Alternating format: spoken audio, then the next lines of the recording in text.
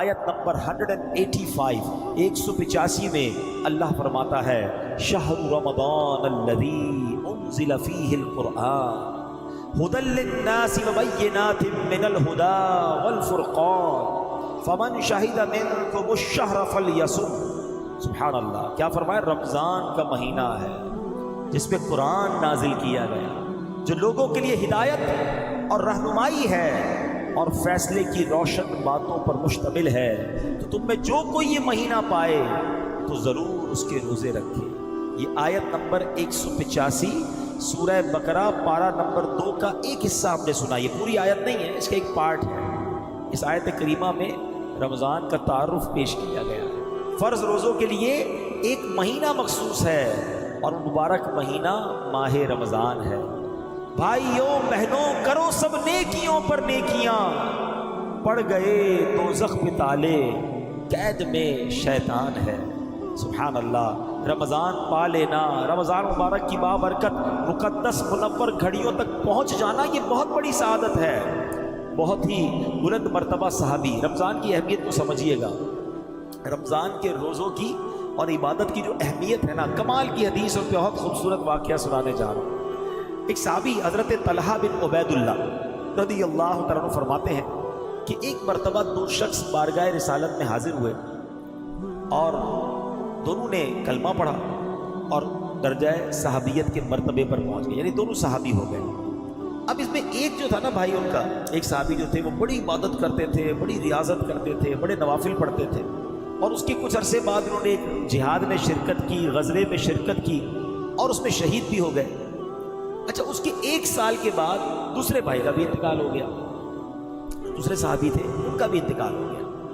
اچھا، اب کیا ہوا کہ حضرت طلحہ رضی اللہ تعالیٰ فرماتے ہیں کہ میں نے ایک رات خواب میں دیکھا کہ کیا دیکھتا ہوں کہ جنت کے دروازے پر کھڑا ہوں، یہ دونوں صحابی رسول رضی اللہ تعالیٰ مجمعین جنت کے دروازے پر کھڑے ہیں۔ جس کا بعد میں انتقال ہوا نا، جنت میں سے اندر سے کوئی شخص باہر آیا اور جس کا بعد میں 1 سال بعد انتقال ہوا، انہیں لے کر جنت میں چلا گیا۔ تھوڑی دیر ہوئی تو پھر وہ باہر آئے، اور جو صحابی شہید ہوئے تھے، زیادہ عبادت کرتے تھے، 1 سال پہلے انتقال ہو گیا تھا، ان کو لے کر جنت میں چلا گیا۔ صحابی بڑے حیران ہوئے کہ شہید ہونے والے، زیادہ عبادت کرنے والے، زیادہ ریاضت کرنے والے بعد میں جنت میں جا رہے ہیں، اور کم عبادت ریاضت کرنے والے شہید بھی نہیں ہوئے، نارمل زندگی گزاری، نارمل انتقال ہوا، اور یہ پہلے جنت میں چلے گئے۔ بڑے کنفیوز، حیران بھی ہوئے کہ یہ معاملہ کیا ہے۔ سبحان اللہ، صحابہ کرام میں بڑا خوبصورت ایٹیٹیوڈ تھا، جب بھی کوئی بات ذہن میں کنفیوژن پیدا کرتی، جب بھی کوئی مسئلہ پوچھنا ہوتا، بلکہ کچھ بھی چاہیے ہوتا، بارگاہ رسالت میں حاضر ہو جایا کرتے۔ ان کو یہ معلوم تھا نہیں سنتا ہی نہیں مانگنے والا تیرا۔ آقا کے پاس آ کے عرض کرتے کہ حضور یہ ماجرا کیا ہے، شہید ہونے والا بعد میں اور نہ شہید ہونے والا پہلے جنت میں چلا گیا۔ اب جو نبی پاک نے جواب ارشاد فرمایا نا، وہ سنیے گا۔ اللہ کے حبیب علیہ الصلوۃ والسلام فرماتے ہیں کہ کیا یہ دوسرے صحابی 1 سال زیادہ زندہ نہیں رہے؟ کہ جی حضور 1 سال زیادہ زندہ رہے، تو کیا اس نے شہید ہونے والے کی نسبت، کیونکہ مسلمان تو ساتھ ہی ہوئے تھے، تو شہید ہونے والے کی نسبت 1 سال رمضان کے زیادہ روزے نہیں رکھے؟ ہاں، روزے تو 1 سال زیادہ رکھے۔ فرمایا کیا اس نے وفات پانے والے صحابی سے زیادہ سجدے نہیں کیے؟ ہاں، سجدے بھی زیادہ کیے۔ تو پیارے آقا علیہ الصلوۃ والسلام نے فرمایا بس اسی وجہ سے ان دونوں کے درمیان زمین و آسمان کا فرق ہے۔ اللہ، یہ بات بڑی سمجھنے والی، ہاں یہ بات بڑی سمجھنے والی ہے۔ یہ درازیوں پر بہت بڑی سعادت ہے، مگر سعادت پتہ کس کے لیے ہے؟ اب ذرا سمجھیے گا، وہ شخص جس کی عمر لمبی ہو اور نیکیاں بھی زیادہ ہوں، اس کے تو وارے نہیں آ رہے، مگر وہ بندہ جو گناہوں میں پڑا ہوا اور اس کی لمبی عمر بھی ہے، پھنس گیا نا، اس کی تو پھر روز ہی گناہ پڑ رہے ہیں، نماز روز ہی قضا کر رہا ہے، اس کی لمبی عمر اس کے لیے مشکل بن رہی ہے، جتنا جی رہا ہے اتنے گناہ کر رہا ہے۔ مگر خوش نصیب وہ ہے جو جی بھی رہا ہے، روز 5 وقت کی نماز بھی پڑھ رہا ہے، ہر رمضان میں روزے بھی رکھ رہا ہے، ہر سال اپنی زکوٰۃ بھی دے رہا ہے، اللہ توفیق دے تو حج بھی اور عمرے بھی اور نیکی کے کام کر رہا ہے، اس کی لمبی عمر اس کے نامہ اعمال میں نیکیوں میں اضافے کا سبب بن گئی۔ اللہ سے دعا کرتے کہ اللہ نیکیوں والی، عافیت والی، روزوں والی، سجدے والی لمبی عمر عطا فرما۔ اب وہ سوچے کہ جس کی عمر تو ہے 50 سال کا ہو گیا ہے، کوئی 40 سال کا ہو گیا ہے، کوئی 60 سال کا، نمازیں ہیں کہ نہیں، روزے ہیں کہ نہیں، سجدے ہیں کہ نہیں، کہیں ایسا تو نہیں کہ ہر گزرنے والا دن، سمجھو میری بات، ایکچولی لوگ برتھ ڈے مناتے ہیں، بڑی خوشیاں مناتے ہیں بھائی، 15ویں برتھ ڈے تو 20ویں برتھ ڈے تو 25ویں برتھ ڈے، اگر غور کریں نا تو یہ 1 سال آپ کی زندگی کا کم ہو گیا ہے۔ آپ تو برتھ ڈے انجوائے کر رہے ہیں لیکن ایکچولی آپ کی زندگی سے 1 سال کم ہو گیا۔ زندگی کیا ہے؟ زندگی برف کی سل ہے، ہماری میمنی بھی کہتے ہیں برف کی پاٹ، بلاک کہہ لیں برف کا، ہم سب کو ایک برف کا بلاک دے دیا گیا ہے۔ جتنے یہاں بیٹھے نا ہم سب کے سمجھ لو ہاتھ میں ایک برف کی لادی ہے، کسی کے پاس 10 سال کی ہے، کسی کے پاس 15 سال کی ہے، کوئی 50 سال کی لے کر آیا ہے، کوئی 70 سال کی لے کر آیا ہے، مگر روز پگھل رہی ہے۔ ایک دن گزرا برف پگھل رہی ہے، پگھل رہی ہے۔ ہم میں سے نہیں پتا کسی کو کہ کہیں آج آخری رات نہ ہو، کل آخری دن نہ ہو، 4-6 دن ہی رہ گئے، پتہ نہیں، ہم نہیں جانتے۔ پہلے تو یہ بھی نہیں جانتے رمضان بھی ملے گا کہ نہیں۔ اللہ سے دعا کرتے ہیں کہ اللہ خیر سے عافیت سے رمضان نصیب فرمائے، لیکن جب رمضان مل جائے نا تو اس رمضان کو آخری رمضان سمجھنا۔ ہمیں نہیں پتا اگلا رمضان ملے گا کہ نہیں۔ پورے روزے، تراویح، عبادت، اللہ کی رضا والے کام۔ تو میرے پیارے اسلامی بھائیوں، جو سمجھنے والی بات ہے نا کہ زندگی کی برف پگھل رہی ہے، اور بے وقوف کون ہے کہ جو عبادت نہیں کر رہا، جو روزے نہیں رکھ رہا، جو سجدے نہیں کر رہا۔ تو ہمیں یہ بات سمجھنی ہے کہ دن گزر رہے ہیں، میں تو موت کے قریب ہو رہا ہوں۔ دنیا میں کیا ہوتا ہے، بچے بیٹھے، اسٹوڈنٹس بیٹھے، جیسے جیسے آپ کا امتحان قریب آتا ہے ٹینشن بڑھتی ہے نا، تیاری بڑھتی ہے، یار اب جو 4 دن رہ گئے ہیں، 5 دن رہ گئے ہیں، 15 دن رہ گئے ہیں، اور تیاری، ٹیوشن، نائٹ میں کلاسز، کیوں بھائی اتنی تیاری کیوں؟ یار پورا سال نہیں پڑھا، اب امتحان سر پہ آ گیا ہے۔ ہر گزرنے والا دن تو موت قریب آ رہی ہے، پھر ہمیں کیا کرنا چاہیے؟ ہمیں بھی تیاری کرنی چاہیے۔ بہرحال میرے پیارے اسلامی بھائیوں، بات سمجھنے اس حدیث میں سمجھا دیا ہمیں کہ اس کی زندگی 1 سال زیادہ ہو گئی، وہ شہید سے پہلے جنت میں چلا گیا۔ ہم اللہ سے دعا کرتے ہیں اللہ طویل زندگی بھی دے اور نیکیوں والی زندگی بھی عطا فرمائے۔ اب پیارے اسلامی بھائیوں، ماہ رمضان آنے والا، کیا خوبصورت کلام کے اشعار ہیں کہ میں رمضان المبارک پاؤں، روزے سارے رکھ پاؤں، تو رکھ زندہ سلامت، ماہ رمضان آنے والا ہے۔ الہی عافیت دینا، سلامت دل عطا کرنا، عطا کر دے تو صحت، ماہ رمضان آنے والا ہے۔ اے میرے پیارے اسلامی بھائیوں، یاد رکھیے علماء کرام فرماتے ہیں ماہ رمضان المبارک میں مغفرت کے اسباب، ریزن آف مغفرت جو ہیں وہ بڑھ جاتے ہیں۔ نمبر 1، ماہ رمضان کا روزہ رکھنا سامان مغفرت ہے۔ ماہ رمضان میں قیام کرنا یہ بھی مغفرت کا ذریعہ ہے۔ ماہ رمضان کی شب قدر میں عبادت کرنا یہ مغفرت پانے کا ذریعہ ہے۔ روزہ دار کو افطار کروانا یہ بھی مغفرت کا ذریعہ ہے۔ غلام یا ملازم پر آسانی کرنا یہ بھی مغفرت کا ذریعہ ہے۔ رمضان المبارک میں ذکر اللہ کی کثرت کی جائے کہ حدیث پاک میں ہے ماہ رمضان میں ذکر اللہ کرنے والا بخشا ہوا ہے۔ ذکر اللہ بھی مغفرت کا ذریعہ ہے۔ رمضان مبارک میں کثرت سے استغفار کرنے سے بھی بخشش کی خیرات ملتی ہے۔ اللہ اکبر، ذرا سوچئے، اتنے سارے ریزن، اتنے سارے اسباب ہیں ماہ رمضان میں، یعنی رمضان تو ہمیں بخشوانے آ رہا ہے، ہم پر مہربانی کی جا رہی ہے، ہمیں چانس دیا جا رہا ہے کہ اے میرے گناہگار بندوں، وہ مہینہ آنے والا ہے کہ تمہاری بخشش کے لیے ہے، تو ہمیں ماہ رمضان میں خوب عبادت کرنی ہے۔ اے میرے پیارے اسلامی بھائیوں، ماہ رمضان میں اب جب مغفرت کے اسباب ہم نے سنے نا، تو ہم نے کیا کیا کرنا ہے یہ ذرا غور کریں۔ سب سے پہلے تو کام یہ کرنا ہے کہ ماہ رمضان کے آنے سے پہلے پہلے ہم پکی سچی توبہ کر لیں، تاکہ گناہوں سے بالکل پاک اور صاف ہو کر رمضان المبارک کا استقبال کر پائیں۔ ماہ رمضان میں دوسرا کام کیا کریں کہ دن کا روزہ اور رات کا قیام، یعنی تراویح اور نوافل ہرگز نہ چھوڑیں۔ دوسرا کام یہ ٹارگٹ لے لیں۔ تیسرا، نفس امارہ کی خواہشات کو روکنے کی بھرپور کوشش کریں، کیونکہ شیطان تو بند ہوتا ہے لیکن ہماری عادتیں ہمارے ساتھ لگی ہوئی ہوتی ہیں، تو ہمیں اس میں ان عادتوں کی وجہ سے جو گناہ کی عادت ہوتی ہے نا، ایک سوال کیا گیا علماء سے کہ حضرت یہ ماہ رمضان میں تو کہا جاتا ہے شیطان بند ہوتا ہے، بندہ پھر گناہ کیوں کرتا ہے، پھر غلط کام کیوں کرتا ہے؟ बड़ा प्यारा उलमा ने जवाब दिया कि साइकिल पर पैडल मारो, मारते रहो तो चलती रहती है, फिर उसके बाद बहुत सारे पैडल मार के रोक दो, फिर भी काफ़ी देर तक चलती रहती है। फरमाया 11 महीने शैतान ने इतने पैडल चला दिए हैं कि बाकी 1 महीने की गुनाहों की साइकिल वैसी चलती रहती है। तो साइकिल रुकेगी कैसे जब ब्रेक लगाओगे? तो गुनाहों की आदत पर ब्रेक लगाना है रमज़ान में। अभी से तैयारी शुरू कर दो, या रमज़ान में फिल्में नहीं देखूंगा, रमज़ान में गुनाह नहीं करूंगा, रमज़ान में झूठ नहीं बोलूंगा। अभी से छोड़ो ना भाई, रमज़ान का क्यों इंतज़ार है? माह रमज़ान के इस्तकबाल में गुनाहों को छोड़ने की हमें आदत डालनी चाहिए।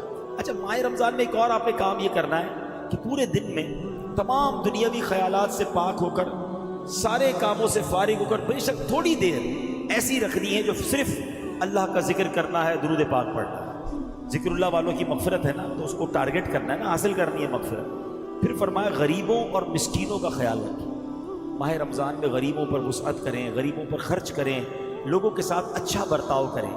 फिर माह रमज़ान में एक और काम ये करना है कि खूब तिलावत करनी है। माह रमज़ान तो है ही नुज़ूल कुरान का महीना ना, खुश नसीब लोग मैंने देखा है कि खूब तिलावत करते हैं। कोशिश करें, अल्लाह तौफीक दे तो 3 बार कुरान ख़त्म कर लें। 3 बार ना कर सके तो कम से कम 1 बार तो ख़त्म कुरान रमज़ान में अपनी तिलावत से करें। इमाम साहब तरावी में सुनाएंगे वो अलग है, मगर हम अपनी तिलावत से कम 1 बार कुरान पाक ज़रूर ख़त्म करें। अच्छा, फिर इस महीने में अब मैं ये चाहता हूँ कि सरवर कायनात अलैहिस्सलाम रमज़ान कैसे गुजारते थे हम ये जानें, क्योंकि हम तो उम्मती हैं ना, आका को रमज़ान अता किया गया। हम देखें कि सरवर कायनात अल्लाह के हबीब अलैहिस्सलाम का रमज़ान कैसा होता था। अब गौर से सुनते जाएं। प्यारे आका अलैहिस्सलाम का माह रमज़ान में पहली अदा, कुछ पॉइंट्स हैं। पहला पॉइंट क्या है कि प्यारे आका अलैहिस्सलाम माह रमज़ान का भरपूर तरीके से इस्तकबाल करते थे। रजब आ जाता ना, तो रजब से ही नबी पाक रमज़ान तक पहुँचने की दुआएं करना शुरू कर देते हैं। अल्लाहुम्मा बारिक लना फी रजबियों व शाबाना व बल्लिगना रमज़ान। अल्लाह रजब और शाबान में बरकत दे और हमें रमज़ान से मिला दे, हमें रमज़ान अता कर दे। यानी कितना इंतज़ार है कि रजब आया और दुआएं शुरू हो गई। सुभान अल्लाह। दूसरा, मेरे आका क्या फ़र्क किया करते थे इस्तकबाल के लिए, वेलकम करने के लिए रमज़ान को, कि रमज़ान का पड़ोसी महीना है शाबान। प्यारे आका शाबान के महीने में कसरत से रोज़े रखा करते थे, नफली रोज़े, गोया रमज़ान का इस्तकबाल हो रहा है। और रमज़ान आने वाला होता तो उसके पहले इस्तकबालिया खुतबा देते, माह रमज़ान के फ़ज़ाइल बयान करते, उसकी बरकतें बयान करते। और सुभान अल्लाह, मेरे आका जब रमज़ान का चाँद नज़र आता ना, तो चाँद देखने की ख़ास दुआ पढ़ते और आमदे रमज़ान की खुशखबरियाँ दिया करते। माह रमज़ान जहाँ में फिर आया, मग़फ़िरत का पयाम है लाया, रहमत हक़ का हो गया साया, लहज़ा लहज़ा नुज़ूल रहमत है। हमें भी चाहिए कि माह रमज़ान का इस्तकबाल करें, उसकी खुशियाँ मनाएं, उसके लिए अपने आप को प्रिपेयर करें। आइए मैं आपको बताता हूँ कि माह रमज़ान का इस्तकबाल दुनिया भर के मुस्लिम ममालिक में कैसे हुआ करता था और चंद ममालिक में आज भी कैसे होता है। मशहूर सय्याह इब्ने बतूता लिखता है कि 727 हिजरी की बात है। कहते मैं मिस्र के एक शहर में था, शाबानुल मुअज़्ज़म की 29 तारीख थी। वहाँ के काजी साहब, काजी इज़्ज़ुद्दीन के घर पर खूब एहतमाम हो रहा था। शाम के वक्त वहाँ उलमा और रुअसा उसके घर पर जमा हो रहे थे और हर आने वाले का इस्तकबाल किया जा रहा था। अपनी अपनी जगह सब बैठ गए। जब काजी साहब आए तो अब ये काफ़िला धूमधाम से रवाना हुआ और ये सारे काफ़िले वाले एक बुलंद जगह पर, पहाड़ पर पहुँचे। वहाँ कालीन बिछे हुए थे। सब ने मिलकर रमज़ान के चाँद को देखना शुरू कर दिया। जैसे ही चाँद नज़र आया, फिर वहाँ दुआए खैर की गई और उसके बाद नमाज मगरिब अदा की गई। और उसके बाद सारे शहर वाले हाथों में फानूस लिए, अपने हाथों में किंदीलें लिए, गोया रमज़ान का इस्तकबाल करते हुए सड़कों पर निकल आए। और उसके बाद माह रमज़ान का इसी तरह हर साल इस्तकबाल होता। उनका कहना यह है कि लोग सवारी का दिन कहा करते जिस दिन रमज़ान का चाँद नज़र आता। इसी तरह मेरे प्यारे इस्लामी भाइयों, मगरबी ममालिक यानी ये जो मराकश और इसके अतराफ़ के ममालिक हैं, वहाँ के बारे में बताया जाता है कि शाबान के आखिरी अशरे से ही रमज़ान के इस्तकबाल की तैयारियाँ शुरू हो जाती हैं। अपने घरों की सफाइयाँ लोग करते हैं, घर में रंगो रोगन करवाते हैं, जो चीज़ें नई लेनी होती हैं वो ख़रीद लेते हैं और उसके बाद आमद रमज़ान पर एक दूसरे को मुबारकबाद देते हैं। और जब माह रमज़ान का चाँद नज़र आता है तो तरह तरह के कसीदे पढ़े जाते हैं, उसके इस्तकबाल के गोया गीत गाए जाते हैं। अहले यमन का भी अंदाज़ बड़ा निराला ہے جب ماہ رمضان کی آمد ہوتی ہے تو اہل یمن کلام کے ذریعے قصیدوں کے ذریعے گویا رمضان کا استقبال کرتے ہیں، اور دن میں جب چاند نظر آتا ہے ہوٹل بند کر دیے جاتے ہیں اور سحری کے وقت لوگوں کو جگانے کا اہتمام کیا جاتا ہے۔ موریتانیہ میں رمضان مبارک کا چاند دیکھنے کا اہتمام ہوتا ہے، اور جیسے ہی چاند نظر آتا ہے ہر طرف خوشی پھیل جاتی ہے، لوگ ایک دوسرے کو مبارکباد دیتے ہیں۔ صومالیہ میں آمد رمضان کی خوشی میں مساجد کو سجایا جاتا ہے، اور ترکیہ میں اس مہینے کو مہینوں کا بادشاہ کہا جاتا ہے۔ الغرض میرے پیارے اسلامی بھائیوں، اچھا انڈونیشیا کا تو عالم یہ ہے کہ وہاں لوگ رمضان کا چاند دیکھنے کے لیے ننگے پاؤں تعظیم کے ساتھ جاتے ہیں، رمضان آنے والا ہے اس کا چاند دیکھنے جا رہے ہیں، اور سبحان اللہ مسجدوں میں صفائی کا اہتمام ہوتا ہے، راستوں کو سجایا جاتا ہے۔ تو پتہ یہ چلا کہ اہل ایمان کا صدیوں سے یہ طریقہ ہے کہ اس مہینے کا استقبال کیا جاتا ہے۔ ویسے میں آپ سے بھی پوچھتا ہوں، آپ کے گھر میں اگر کوئی مہمان آنے والا، اور مہمان ایسا آنے والا ہو جس سے آپ کو بڑی محبت ہو، تو آپ گھر کی اسپیشل صفائی کرواتے ہیں نا، اور ایسا مہمان ہو جس کی آمد کا پورا برس انتظار ہو تو نئے نئے کھانے بناتے ہیں، بڑا گھر میں خوشبو کا اہتمام کرتے ہیں۔ رمضان تو وہ مہمان آ رہا ہے جو ہماری مغفرت کروانے آ رہا ہے، اللہ کی طرف سے ہمیں عطا کرنے آ رہا ہے۔ پہلا عشرہ عشرہ رحمت ہے، دوسرا عشرہ عشرہ مغفرت ہے، تیسرا عشرہ یہ جہنم سے آزادی کا عشرہ۔ ہر روز افطار کے وقت 10 لاکھ گناہگار بخشے جائیں گے۔ سارا سال میں اور آپ دعا کرتے ہیں نا، یا اللہ ہماری سن لے، ہے میرے مولا پکار سن لے۔ رمضان کی راتوں میں آسمان سے آواز لگائی جاتی ہے کوئی مانگنے والا کہ اس کی مراد پوری کر دی جائے، ہے کوئی سوالی اس کا سوال پورا کیا جائے، ہے کوئی مغفرت کا طلبگار اس کی مغفرت کر دی جائے، ہے کوئی توبہ کرنے والا اس کی توبہ قبول کی جائے۔ یعنی ہم پر تو وارے نیارے ہو گئے، سارا سال شیطان ہمیں بہکاتا ہے، شیطان ہی کو بند کر دیا گیا ہے کہ میرے بندو آؤ رحمان کی عبادت کر لو، رحمان کی عبادت کر کے اپنی جھولیاں بھر لو۔ تو بتائیے ہمیں کتنا اہتمام کرنا چاہیے؟ کرنا پتہ کیا ہے؟ پہلے تو توبہ کر کے دل سجائیے کہ یار رمضان آنے والا ہے، اب سے کوئی نماز قضا نہیں ہوگی، اب سے جھوٹ نہیں بولوں گا، اب سے حرام کام نہیں کرنا، فار دا ویلکم آف رمضان۔ پھر اپنے گھر کی صفائی کیجیے، ہاں آپ کو مزہ آئے گا، یقین کریں اسپیشل صفائی کرائیں کہ رمضان آنے والا ہے، گھر میں تمام برتن کپڑے سب چیزیں صاف ستھری کر لو۔ اگر اللہ نے توفیق دی ہے تو رمضان میں عبادت کے لیے 1-2 نئے جوڑے سلوا لیں کہ جب عبادت کروں گا تو اچھے کپڑے پہن کر۔ یہ بھی ہمارے علماء کا طریقہ رہا، اولیاء کا طریقہ رہا کہ عبادت کا لباس الگ رکھا تھا۔ ہمارے یہاں بڑا پرابلم کیا ہے کہ اول تو سارا سال مسجد میں آتے نہیں، اب جب رمضان ہوتی ہے تو سب نے آنا ہے، تو یہ بھی نہیں سوچتے کہ مسجد کا ادب کیا ہے، میلے کچیلے کپڑے، پسینے والے کپڑے ایسے آ جاتے ہیں مسجد میں۔ اب جب مسجد میں آتے ہیں تو خود کو بھی تکلیف، برابر والوں کو بھی تکلیف، آپ کو پتہ ہے فرشتوں کو بھی تکلیف ہوتی ہے۔ اچھا پھر ایک اور مسئلہ خاص طور پہ مغرب کی نماز میں، اور شاید یہ فجر کی نماز میں بھی ہوتا ہوگا، کیونکہ وہ مغرب افطار کر کے پڑھنی ہے اور فجر جو ہے وہ سحری کر کے پڑھنی ہے۔ اب اتنا خیال نہیں ہے کہ ابھی کھانا کھایا ہے تو منہ اچھی طرح صاف کرنا چاہیے۔ اگر ہمارے منہ سے بدبو آ رہی ہے تو ایسی بدبو والا منہ لے کر تو مسجد میں آنا منع ہے، اور کچی پیاز سموسے پتہ ہی ساری چیزیں افطار میں کھا جانی ہے۔ تو اللہ کے بندوں یہ ساری چیزیں ہم مغرب کے بعد بھی کھا سکتے ہیں، مغرب سے پہلے کھجور کھا لیں، پانی پی لیں، اگر پھر بھی کھانا تو فروٹ کھا لیں تاکہ آپ کے منہ میں بو نہ ہو۔ ابھی پورا دن ویسے ہی آپ بھوکے رہیں اور اب منہ میں بدبو، پیاز سموسے پتہ نہیں کیا کیا کھایا اور آ گئے اللہ کے گھر میں۔ آپ کو پتہ ہے جب بندہ نماز پڑھتا ہے تلاوت کرتا ہے نا، اس کے منہ کے ساتھ فرشتہ منہ لگا دیتا ہے، اور اگر اس کے منہ سے بو آتی ہے تو فرشتہ چلا جاتا ہے۔ بتائیں ہمارا کیا حال ہوتا ہے؟ تو رمضان میں ایک سنت کی بھی نیت کرنے کے انشاءاللہ روزانہ کثرت سے مسواک کریں گے انشاءاللہ۔ مسواک خرید لیجئے گا اور ساتھ رکھیے گا، کیونکہ پیسٹ تو روزے میں کر نہیں سکتے، اس سے بچنا ہے۔ آپ پیسٹ کریں گے نہیں اور اس کے بعد مسواک بھی نہیں کریں گے تو پھر تو منہ کا عالم خراب ہو ہی جانا ہے۔ اچھی سی ایک عطر خرید لیں، اللہ توفیق دے تو، تاکہ مسجد میں جب آئیں تو اپنے جسم پر، اپنے کپڑوں پر خوشبو لگائیں، اور اس نیت سے لگائیں کہ میرے آقا کی سنت ہے، مجھے بھی بدبو تکلیف نہ دے، میرے کسی ساتھی کو بھی تکلیف نہ دے۔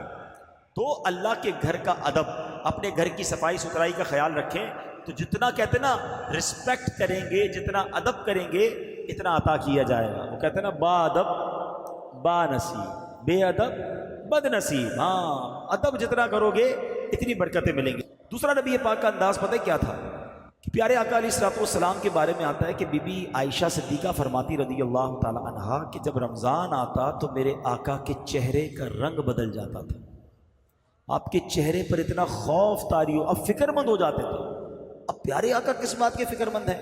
حضرت علامہ عبدالرؤف مناوی فرماتے ہیں اس کی شرح میں کہ رنگ مبارک تبدیل ہونے کا جو ریزن تھا نا وہ خوف خدا تھا. آپ خوف فرماتے تھے کہ کہیں رمضان میں حق کے بندگی ادا کرنے میں کوئی کمی نہ رہ جائے. یہ کون ہے؟ اللہ کے حبیب ہیں. ان کا یہ عالم ہے کہ آپ کا رنگ بدل جاتا کہ کہیں رمضان میں اللہ کی عبادت میں کوئی کمی نہ رہ جائے. اور ہمارا عالم کیا ہے؟ پیسے کمانے میں کوئی کمی نہ رہ جائے. اور ہمارا حال یہ ہے کہ رمضان کو ہم نے فوڈ فیسٹیول بنا دیا. کچھ لوگوں نے فوڈ فیسٹیول بنا دیا کھانے پینے کا مہینہ، کچھ لوگوں نے اسپورٹس فیسٹیول بنا دیا کھیل کود کا مہینہ، اور کچھ لوگوں نے کمائی کرنے کا بزنس فیسٹیول بنا دیا کہ پیسے کمانے کا مہینہ. اور چوتھی قسم بھی ایک ہے شاپنگ کا مہینہ. توبہ توبہ، کوئی تو کہے عبادت کا مہینہ ہے. 4 دوست ملتے ہیں کہتے ہیں یار آج کدھر افطار کرنا ہے، آج شہری میں کدھر چلنا ہے، آج رات کہاں گھومنا پھرنا ہے. ارے کیا ایسا نہیں ہو سکتا کہ 4 دوست مل کر کہیں کہ آج تراویح کہاں پڑھنی ہے، رات کو بیٹھ کر تلاوت کدھر کرنی ہے؟ یار کہیں ذکر اللہ کی محفل ہو تو وہیں چلتے ہیں، کہیں درس قرآن سننے چلتے ہیں، چلو یار اللہ کے گھر میں عبادت کرتے ہیں. یہ مہینہ عبادت کے لیے آیا ہے. ہر طرف بورڈ لگ جاتے ہیں all you can eat, Ramzan offer burger, تو رمضان آفر فرائز، تو فلاں فلاں. مطلب ایسا لگتا ہے کہ مسلمان بیچاروں کو پورے سال میں 1 مہینہ کھانے کے لیے ملا ہے. یہ روزے کے لیے ملا ہے، یہ عبادت کے لیے ملا ہے. ہم کیوں ایسا کرتے ہیں؟ اچھا سائنٹیفکلی میں آپ کو ایک بات بتاؤں. اب تو خیر کہتے ہیں نا بہت ساری چیزیں سائنس سمجھا دیتی ہے. ہماری میمنی میں کہتے ہیں ہم کہ ہارے نہ مریے وارے مریے. کیا ہوتا ہے کہ پہلے لوگ کہتے تھے یار بیمار ہوں تو طبیعت ڈاؤن ہو جاتی ہے روزوں میں، تو کمزوری بہت ہے اس لیے نہیں رکھتا. حالانکہ نبی پاک نے 1450 سال پہلے فرما دیا کہ روزہ رکھو صحت مند ہو جاؤ گے. اور آج جتنے جو ڈائٹ کرنے والے اور ڈاکٹرز ہیں اور سائنٹیفک لوگ ہیں وہ سب کہتے ہیں کہ جناب 14 سے 16 گھنٹے کی فاسٹنگ کریں تو آپ کی باڈی جو ہے اس کی بہت شاندار ریکوری شروع ہو جاتی ہے. آپ کا ڈائبٹک لیول ٹھیک ہو جاتا ہے، آپ کا کولیسٹرول ٹھیک ہو جاتا ہے، آپ کا وزن ٹھیک ہو جاتا ہے. آپ یقین کریں میں ایسے لوگوں کو جانتا ہوں کہ پورا سال اب 16 گھنٹے بھوکے رہتے ہیں. میں ایک صاحب کو ملا وہ کہتے ہیں میں روز 16 گھنٹے بھوکے رہتا ہوں، میرا جسم بڑا فٹ ہو گیا. تو میں نے کہا اللہ کے بندے پھر روزہ ہی رکھ لیا کر. اس نے کہا بات تو آپ صحیح کر رہے ہیں، 16 گھنٹے تو ویسے ہی بھوکا رہتا ہوں. میں نے سسٹم ایسا بنا لو کہ سحری کر لو، افطار کر لو، روزے کا ثواب روز مل جائے گا، آپ کی ڈائٹنگ بھی ہو جائے گی. الحمدللہ اس کے بعد سے اس نے روزے رکھنا شروع کر دیے. لیکن مجھے پتا چلا کہ میرے آقا نے تو پہلے ہی کہہ دیا تھا. کاش مسلمان نبی پاک کی بات مانتا نا. اب ڈاکٹر کی مان رہے ہاں 15-16 گھنٹے بھوکا رہو تو باڈی کور ہوتی ہے، باڈی اپنے بہت سارے ایسی چیزوں کو ختم کر دیتی ہے جو بیکٹیریاز ہوتے ہیں. اور بڑی میں نے اس کی تفصیل پڑھی ہے، سائنٹیفک باتیں اس لیے میں یہاں نہیں کر رہا، مگر سمجھو بات کہ نبی پاک نے تو فرما دیا تھا کہ روزہ رکھو صحت مند ہو جاؤ گے. ہونا یہ چاہیے تھا کہ ہم رمضان کا پورا مہینہ روزے رکھتے، ہماری باڈی فٹ ہو جاتی، ہماری بیماریاں دور ہو جاتی، ہمارا ایکسٹرا فیٹ ختم ہو جاتا، ہمارا وزن کچھ اور اچھا ہو جاتا. مگر ہم ایسے لوگوں کو بھی جانتے ہیں جن کا رمضان میں وزن بڑھ جاتا ہے. کیوں بھائی؟ کیونکہ باقی دنوں میں تو ہم 3 ٹائم کھاتے ہیں اور وہ لوگ رمضان میں 5 ٹائم کھاتے ہیں. 5 ٹائم کیسے کھاتے ہیں؟ اور بھائی ابھی تو افطار میں پہلے ڈٹ کر کھائیں گے، پورا دن بھوکا رہا تھا. سحری میں ڈٹ کر اس لیے کھائیں گے کہ پورا دن بھوکا رہنا ہے. تو 2 تو یہ ہو گئے، اب تراویح کے بعد پھر بھوک لگے گی، پھر کھانا ہے، رات کو دوستوں کے ساتھ 2 بجے پھر کھانا ہے. اتنا کھانا ہے تو حال کیا ہوگا باڈی کا؟ اور سارا تیل والا اور عجیب و غریب کھانا ہے. اس بار رمضان میں ایک اور ٹارگٹ لے لو کہ اپنی صحت بھی بہتر کروں گا.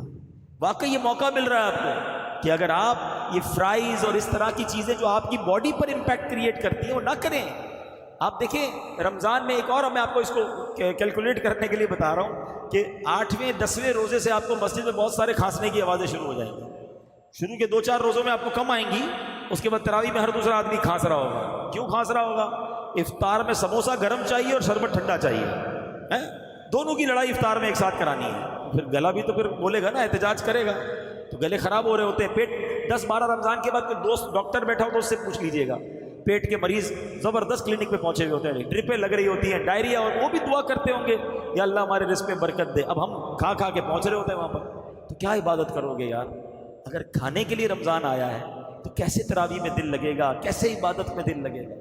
فٹ رکھیں اپنے آپ کو، کھانا کم کھانا ہے تاکہ آپ زیادہ عبادت کر سکیں. پیارے آقا فکر مند ہو جاتے، کلر تبدیل ہو جاتا.